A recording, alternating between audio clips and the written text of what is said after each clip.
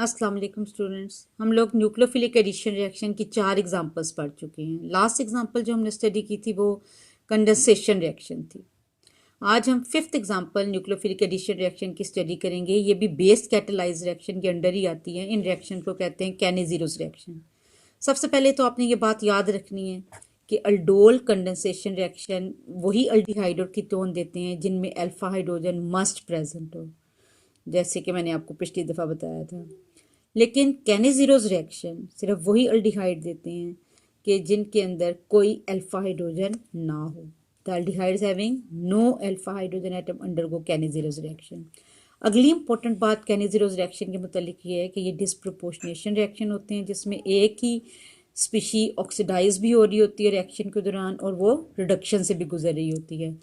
तो कैनेजीरोस रिएक्शन में अगर आपके पास दो अल्डिहाइड इन्वॉल्व हो रहे हैं, रिएक्शन के 50% NaOH की प्रेजेंस में ये कंप्लीट होता है, तो एक अल्डिहाइड का मॉलिक्यूल रिड्यूस फॉर्म में आ जाता है अल्कोहल और दूसरा ऑक्सीडाइज फॉर्म में आ जाता है जो कि एसिड का सॉल्ट होता है। अब देखेंगे कैसे। एग्जांपल नंबर 1 में हमारे पास फॉर्मल्डिहाइड है, 2 मॉलिक्यूल। ये फंक्शनल ग्रुप वाली कार्बन है। आप देख रहे होंगे फंक्शनल ग्रुप वाली कार्बन के साथ अल्फा कार्बन ही मौजूद नहीं है। तो जब तक अल्फा कार्बन नहीं होगी अल्फा हाइड्रोजन भी नहीं होगी। तो अक्सर बच्चे ये मिक्स कर देते हैं कि ये इस कार्बन के साथ लगा हुआ शायद हाइड्रोजन अल्फा हाइड्रोजन है, ये तो मौजूद नहीं। ये फंक्शनल ग्रुप के साथ लगा हुआ हाइड्रोजन है।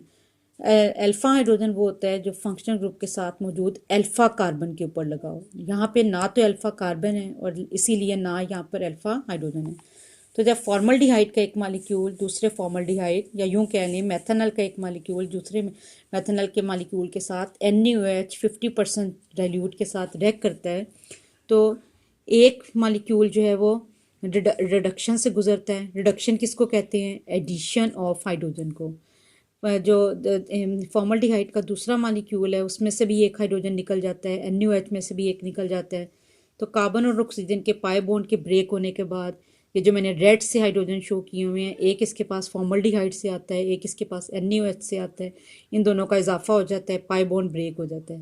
तो ये CH3OH मिथाइल अल्कोहल या मेथनॉल में चेंज हो जाता है। ये इसकी रिड्यूस फॉर्म क्यों कहलाएगी? क्योंकि एडिशन ऑफ हाइड्रोजन हो रहा है इसमें। एक हाइड्रोजन का इजाफा कार्बन पर हुआ है और एक ऑक्सीजन पे हुआ है। इसको हम रिडक्शन रिएक्शन कहेंगे। जो मेथनॉल का दूसरा मॉलिक्यूल है उस वो ऑक्सीडाइज फॉर्म में चला जाएगा क्योंकि उससे हाइड्रोजन ये रिमूव हो जाता है और सोडियम हाइड्रोक्साइड का ONA इसका इजाफा हो जाता है। HC double bond ONA HC double bond ONA। बिल्कुल इसी तरह जैसे मैंने एग्जांपल नंबर 1 आपको करवाई है, एग्जांपल नंबर 2 भी उसी तरह से है। बेंजल्डिहाइड का मॉलिक्यूल बेंजल्डिहाइड के मॉलिक्यूल से कंडेंस होता है 50% NaOH की प्रेजेंस में। ये वाला जो मॉलिक्यूल है ये रिड्यूस फॉर्म में आ जाता है। कार्बन और ऑक्सीजन का पाई बॉन्ड ब्रेक होगा, एक हाइड्रोजन इस मॉलिक्यूल से और एक इससे। ये इसके अंदर इजाफा हो गया जो मैंने ब्लू से शो किया है। इसीलिए इस फॉर्म को हम इसकी रिड्यूस फॉर्म कहेंगे और कंपाउंड का नाम होगा बेंजाइल अल्कोहल। दूसरा वाला जो बेंजल्डिहाइड का मॉलिक्यूल है वो ऑक्सीडाइज फॉर्म में जाएगा। इसका यहाँ से हाइड्रोजन निकल जाएगा। सोडियम हाइड्रोक्साइड का ONA जब इसकी जगह आ जाएगा तो ये हाइड्रोजन का रिमूवल हुआ और ऑक्सीजन का इजाफा हुआ। ये बेंजोइक एसिड का सॉल्ट है। बेंजोइक एसिड का फार्मूला मैं आपको पढ़ा चुकी हूँ, बेंजीन रिंग फिर C double bond OOH। H की जगह अगर Na लगा देंगे तो सोडियम बेंजोएट सॉल्ट इसका बन जाएगा। तो ये इसकी ऑक्सीडाइज फॉर्म है। बेंजल्डिहाइड का एक मॉलिक्यूल रिड्यूस फॉर्म में आया अल्कोहल फंक्शनल ग्रुप के साथ और दूसरा ऑक्सीडाइज फॉर्म। अब हम जो पहला रिएक्शन मैंने फॉर्मल्डिहाइड के साथ आपको करवाया उसका मैकेनिज्म बताऊंगी स्टेप वाइज डिटेल। ये भी बेस कैटलाइज मैकेनिज्म है। NaOH जो है उसके अंदर 2 आइंस बनेंगे, सोडियम आइन और हाइड्रोक्साइड आइन। हाइड्रोक्साइड आइन क्या करेगा? वो कार्बन के साथ एज ए न्यूक्लियोफाइल एक्ट करते हुए एक नया बॉन्ड बना लेगा। कार्बन और ऑक्सीजन का पाई बॉन्ड ब्रेक हो जाएगा। ये मैंने रेड से शो किया हुआ है कि हाइड्रोक्साइड आइन एक न्यूक्लियोफाइल का तौर पर बिहेव करते हुए इलेक्ट्रोफिलिक कार्बन के साथ नया बॉन्ड बनाएगा और कार्बन और ऑक्सीजन का पाई बॉन्ड ब्रेक हो जाएगा। इस स्पीशी को कहेंगे कॉम्प्लेक्स A9। ये जो कॉम्प्लेक्स A9 है ये अपना हाइड्राइड आइन H-1 आइन को कहते हैं। ये इस इलेक्ट्रोफिलिक कार्बन को ट्रांसफ़र कर देगा क्योंकि ये पॉजिटिवली चार्ज है। यहाँ से हाइड्राइड आइन जब इधर ट्रांसफ़र होगा तो कार्बन और ऑक्सीजन का पाई बॉन्ड एक दफ़ा फिर ब्रेक होगा, ऑक्सीजन के ऊपर आ जाएगा नेगेटिव चार्ज। इस पहले वाले मॉलिक्यूल में पहले 2 हाइड्रोजन थे, ये जो ग्रीन हाइड्रोजन है ये हाइड्राइड आइन ट्रांसफ़र के बाद इसमें आ रहा है। जब जहाँ से हाइड्राइड आयन निकल जाएगा तो इस कार्बन एटम की वैलेंसी 3 रह जाएगी। ये जो नेगेटिवली चार्ज ऑक्सीजन है इसके अंदर पाई बॉन्ड जब बनेगा तो कार्बन फिर से दोबारा टेट्रावेलेंट हो जाएगी। इस नए बनने वाले कंपाउंड को हम कहेंगे फॉर्मिक एसिड, क्योंकि इसमें एसिड का फंक्शनल ग्रुप मौजूद है, C डबल बॉन्ड OH।